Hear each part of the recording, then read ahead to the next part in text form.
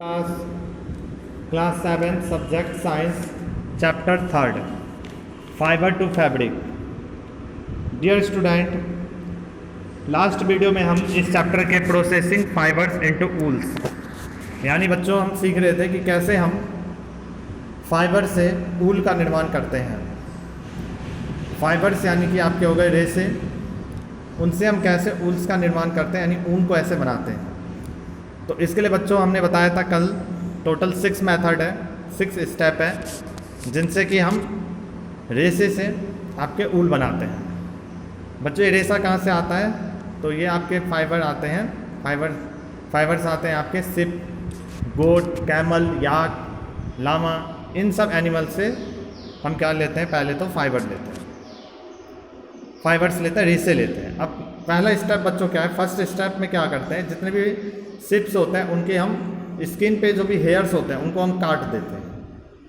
इसको कहते हैं बच्चों हम सीरिंग। इस मेथड को हम क्या कहते हैं? सीरिंग, जिसमें वो सारे के सारे हेयर्स को उतार दिया जाता है, काट दिया जाता है। उसके बाद बच्चों सेकंड स्टेप हमने कल पढ़ा था जिसको हम कहते हैं स्कोरिंग, जिसमें कि उन बालों में जितनी भी गंदगियाँ रहती है, डस्ट होते हैं, ग्रीस होते हैं, उनको हम साफ़ कर देते हैं। और थर्ड स्टेप है बच्चों आपका सॉर्टिंग। सॉर्टिंग में क्या होता है? वो साफ़ किए हुए जो हेयर्स होते हैं उनको हम फिर फैक्ट्री में भेज देते हैं, उनको हम कंपनियों में भेज देते हैं। और फोर्थ स्टेप में क्या होता है बच्चों? The small fulfil fibres called birds. जो बच्चों इस तरीके के हेयर्स होते हैं उनमें से जो स्मॉल हेयर्स होता है जो कि मुलायम छोटा सा होता है, आपने देखा होगा कि जब आपका स्वेटर बना लिया जाता है तो स्वेटर के ऊपर कभी कभार रुई जैसी बिल्कुल हल्की सी धागे आ जाती है जिनको कि हम निकाल के फेंक देते हैं, हटा देते हैं। तो वैसा ही उसके ऊपर भी रहता है, तो उसको वहाँ से हटा दिया जाता है, उसे हम बर्ड कहते हैं, birds.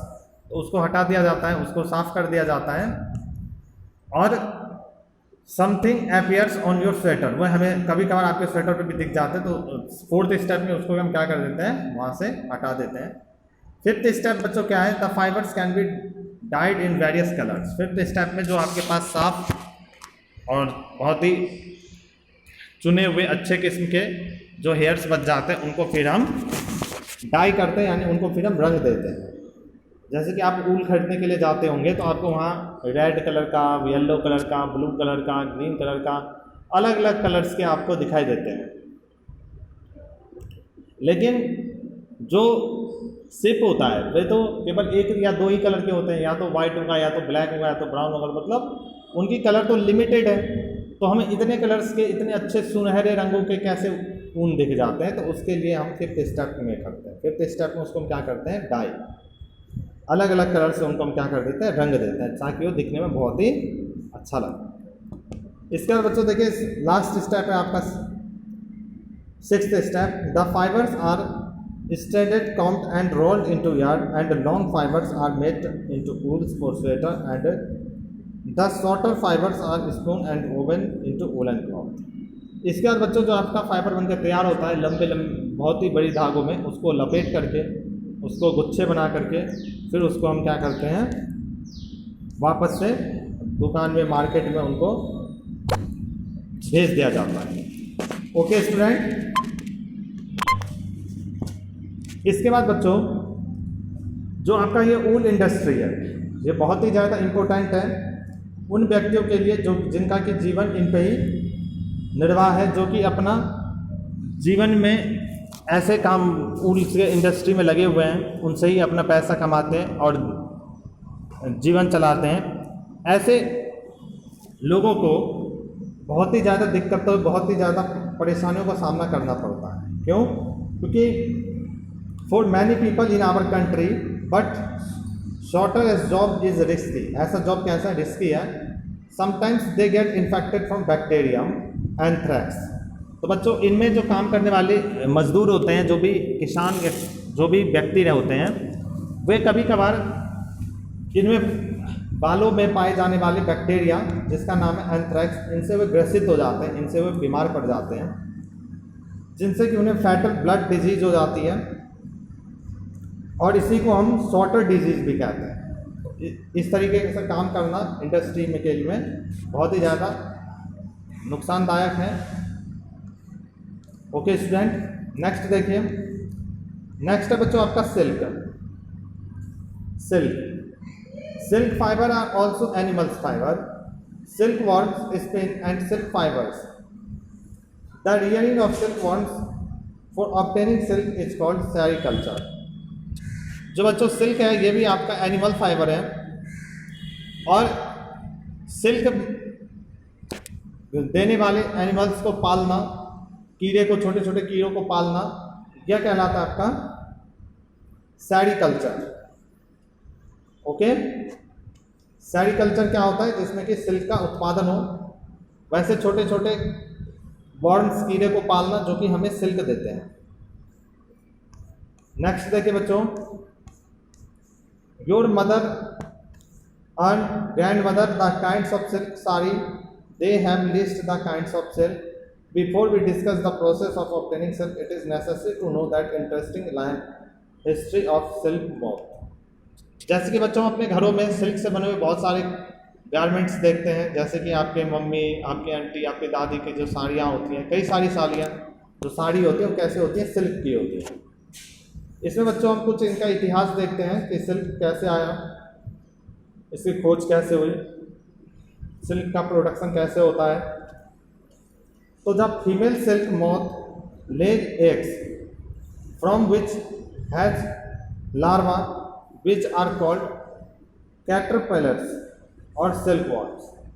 They grow in size, and when the caterpillar is ready to enter the next stage of its life history called pupa, it first weaves a net to hold itself. Then it swings its head from side to side in the form of figure in 8. During these movements of the head, the caterpillar secretes fiber made of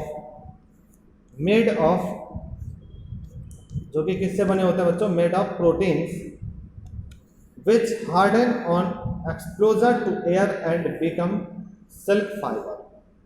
means बच्चों क्या है, यहाँ आप देख रहे होंगे कुछ worms के यहाँ पे चित्र हैं। ये जो बच्चों आप देख रहे हैं, इसको हम कहते हैं मोथ, जो कि आपको सिल्क प्रोवाइड करवाता है। ये मेल मोथ है और ये फीमेल मोथ है। यही बच्चों अपने मुख से लार्वा निकालते हैं, वही लार्वा प्रोटीन की बनी होती है, जो कि कुछ समय बाद सूख करके सिल्क बन जाता है। ओके, यहाँ पे आप देख रहे होंगे सिल्क वॉर्म, कैकून, ये जितने भी हैं ये सिल्क के प्रोडक्शन में अपना भूमिका बताते हैं। ठीक है, ओके। नेक्स्ट देखिए, विच, हाँ, जो लार्वा निकालते हैं प्रोटीन की बनी होती है, जो कुछ समय बाद बहुत ही हार्ड हो जाती है और वे सिल्क में बदल जाती है। Soon the caterpillar completely cover itself by silk fiber and turn into pupa. This covering is known as cocoon.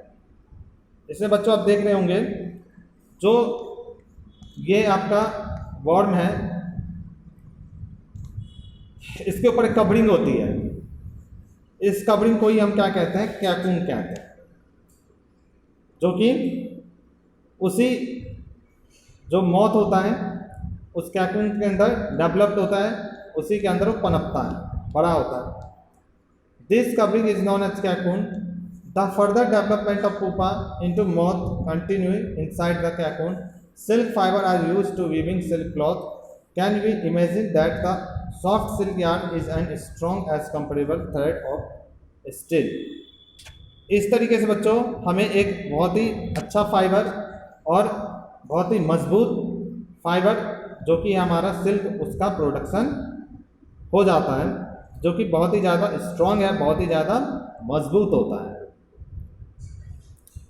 The silk is obtained from the cocoon of the silk moth. There is variety of silk moth which look very different from one another, and silk yarns. The yield is different in texture, thus Tasar silk, Monga silk, Kosa silk, and extra. इस तरीके से बच्चों silk के जो कि कैकून silk moth से कैकून द्वारा निकाला जाता है, इसके डिफरेंट आपके टाइप्स हैं, जैसे कि tasar silk, munga silk, kosa silk, ये सारे सिल्क के ही टाइप हैं। Are obtain from cocoons spun by different types of moth, जो कि कैकून से जिनका प्रोडक्शन होता है। The silk fibre from the cocoon of this moth is soft, lustrous and elastic. ये सिल्क बच्चों आपके बहुत ही ज़्यादा मुलायम होती हैं, लस्ट्रस होती हैं, इलास्टिक होती हैं, and can be died into beautiful colours. और बाद में इनको क्या कर दिया जाता है, रंग दिया जाता है अलग अलग रंगों में, जो देखने में भी बहुत ही सुंदर लगती है। सेरीकल्चर और culture of silk worms is a very old occupation of India. India is produce plenty of silk और कमर्शियल स्केल। जो बच्चों सिल्क वाले कीड़ों का उत्पादन है भारत में बहुत ही व्यापक तरीके से हो रहा है, जो कि इंडिया के सिल्क के उत्पादन में बहुत ही अहम भूमिका निर्वाह करता है। इसी के साथ आपका एक्टिविटी है 3.567, इसको आपको करना है। तो बच्चों नेक्स्ट वीडियो में हम करेंगे आपका फ्रॉम कैकून्स टू सिल्क, यानी कैकून से सिल्क कैसे बनता है और उसके क्या क्या तरीके हैं। ओके स्टूडेंट, तो आज के वीडियो में इतना ही। Thank you.